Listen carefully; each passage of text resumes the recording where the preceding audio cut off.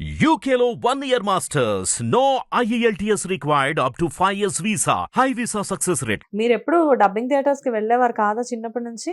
చాలా మా చైల్డ్హుడ్ అంతా డబ్బింగ్ థియేటర్స్ చూసే పెరిగాం మేము. అప్పుడు మీకు చాలా ఈజీ కదా. డబ్బింగ్ కూడా చెప్పాను నేను. అయ్యా డబ్బింగ్ Yeah. కూడా చెప్పారు. మీరు Yeah. ఒక పోడియంలో, నాన్న ఒక పోడియంలో అవును. ఒక మూవీకి డబ్బింగ్ చెప్పారు. ఏ మూవీ అది? అది ఆయుధ అని Kannada Kannada movie. Movie. So అది తెలుగు డబ్బింగ్ కి అప్పట్లో వసంత్ కుమార్ గారని ఒక ఆయన ఉండేవారు డబ్బింగ్ కి. ఆయనే ఫస్ట్ ఇది. And that was my first income. నాకు 5,000 రూపీస్ పే చేశారు ఆ డబ్బింగ్ కి. Super. So it is like నేను డాడీ కాంబినేషన్ సీన్ ఉండింది. That is very memorable thing. అప్పుడు నాకు ఎవరు నేర్పించలే. సో నా టైమింగ్ కోసం కింద డబ్బింగ్ థియేటర్ లో మనకి రోల్ అవుతూ ఉంటుంది కదా.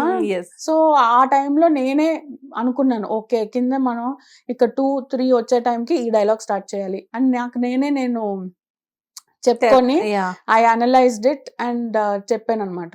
సో అప్పట్లో ఒకటేమో చాలా పెద్ద డైలాగ్, అది సింగిల్ టేక్ లో చెప్పాను అనమాట. సో ఇట్ ఈస్ లైక్ అలవాటు ఉంది, maybe it's in the blood. అంటే ఫస్ట్ మీరు డబ్బింగ్ చెప్పింది అప్పుడే, ఫస్ట్ ఇన్కమ్ ఇది వచ్చింది కూడా అప్పుడే, అదే 5,000 ఫస్ట్ ఇన్కమ్. అప్పట్లో ఎన్ని ఇయర్స్ ఉంటుంది మీకు అప్పుడు?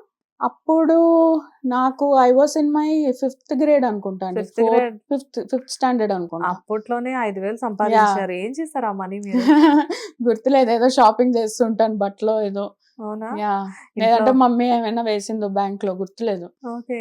ఇంటికి వెళ్ళాక మర్చిపోకుండా కాల్ చేయండి, అడుగుతాను ఆ 5,000 5,000 ఏమైందా. మీ మమ్మీ నన్ను తిట్టుకుంటారు, నీకు ఇప్పుడు ఆ 5,000 ఎవరు గుర్తు చేస్తారు అని చెప్పి. సో ఇప్పుడు అంటే లైక్ డబ్బింగ్ గురించి ఆల్రెడీ మనం అనుకున్నాం కాబట్టి ఇక్కడ ఒక చిన్న విషయం అడుగుతాను మిమ్మల్ని. ఇండస్ట్రీలో చూస్తే ఎన్టీఆర్ గారు, గుమ్మడి గారు, వీళ్ళవి ఒక కంచు కంటాలు. సో వీళ్ళ తర్వాత ఈ పరంపరలో మీ తాతగారు శర్మ గారు, అండ్ శర్మ గారు తర్వాత వీళ్ళందరూ కూడా, ఒక సాయి కుమార్ గారు కానివ్వండి, మన రవిశంకర్ గారు కానివ్వండి, అయ్యప్ప గారు కానివ్వండి, ముగ్గురివి కూడా అసలు మామూలు వాయిస్లు కాదు. వీళ్ళకి అసలు డబ్బింగ్ ఆర్టిస్టులు అవసరం లేదు కదా, వీళ్ళే బోల్డంత మందికి డబ్బింగ్ చెప్పారు. సో ఇలాంటి ఫ్యామిలీలో పుట్టిన మీకు ఆది గారికి అసలు ఎలాంటి వాయిస్ ఉండింది? ఎందుకంటే ఆది గారిని మేము చూస్తే ఆయన మూవీస్కి ఆయన డబ్బింగ్ చెప్పుకుంటున్నారు, కాకపోతే ఏంటంటే ఒక లవర్ బాయ్గా ఆయన చెప్తున్నారు. బట్ వేరే వాళ్ళకి ఎవరికి నాకు తెలిసినంత వరకు డబ్బింగ్ చెప్పలేదు. బట్ ఎలా ఉంటాయి మీ వాయిస్లు ఇంట్లో? మీవి కూడా కంచు కంటాలి అనుకోవచ్చా వాళ్ళలాగే? అంటే డెఫినెట్ గా వాళ్ళంత బేస్ అది లేదు. అండ్ బట్ ఆదిది కూడా అండి, తను స్టార్ట్ చేసినప్పుడు కెరియర్ లో బాగా యంగ్. ఇప్పుడు డాడీది కానీ మా బాబాయ్ది కానీ ఇప్పుడు వాయిస్ అందరికి తెలుసు, కానీ వాళ్ళది కూడా anybody's voice it changes with age. So చిన్నప్పుడు ఒక రకంగా, ప్యూబర్టీ టైంలో ఒక రకంగా, దాని తర్వాత అడల్ట్హుడ్ లో ఒక రకంగా. సో బట్ ఐ థింక్ ఆదిది అంత బేస్ లేదేమో, వాళ్ళంత base voice. But his is also చాలా మంచి పవర్ఫుల్ వాయిస్. ఓకే.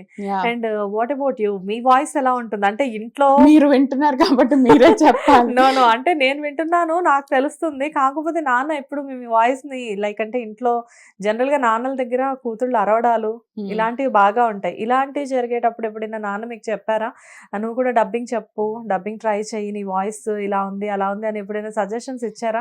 డబ్బింగ్ చెప్పమని కాదు కానీ, బట్ కోపంలో అరవడం ఇట్స్ ఆల్ కామన్. బట్ ఎప్పుడు డబ్బింగ్ చెప్పాలి అన్నది లేదు. బట్ మీకు ఇంట్రెస్ట్ ఉందా డబ్బింగ్ చెప్పడం?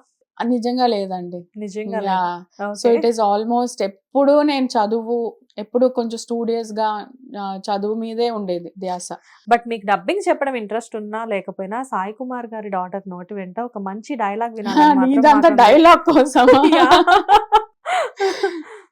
డైలాగ్ కోసమా అంటే మేబీ డైలాగ్స్ డాడీ డైలాగ్స్ ఏనా? మీ ఇష్టం, మీకు ఏ డైలాగ్ కంఫర్టబుల్ అయితే మీరు ఆ డైలాగ్ చెప్పొచ్చు. కాకపోతే ఏంటంటే మీ వాయిస్ లో ఉన్న బేస్ మేము తెలుసుకోవాలి. వాయిస్ లో బేసా? డాడీదే చెప్తాను, చెప్పండి.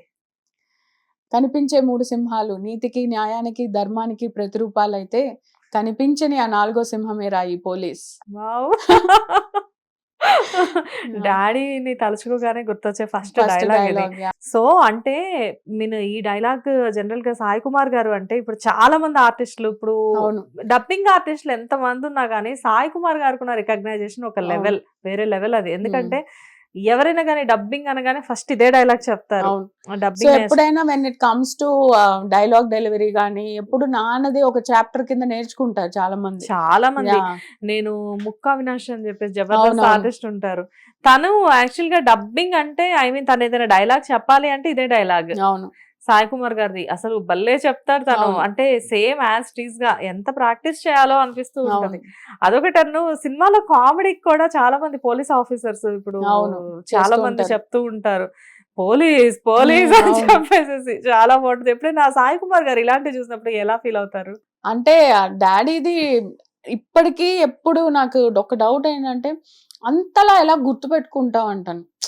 ఇప్పుడు ఒక డైలాగ్ ఉంది అనుకోండి, Memory 1 power. పేజ్ కూడా 1 టేక్ లో చెప్పేస్తారు ఆయన. He's very good with his memory. So అది అది ఒక్కటే చాలా ఆశ్చర్యంగా ఉంటుంది. బట్ కొంతవరకు నాకు వచ్చింది ఆ మెమరీ, కొంచెం మిర్రర్ మెమరీ టైప్ లో.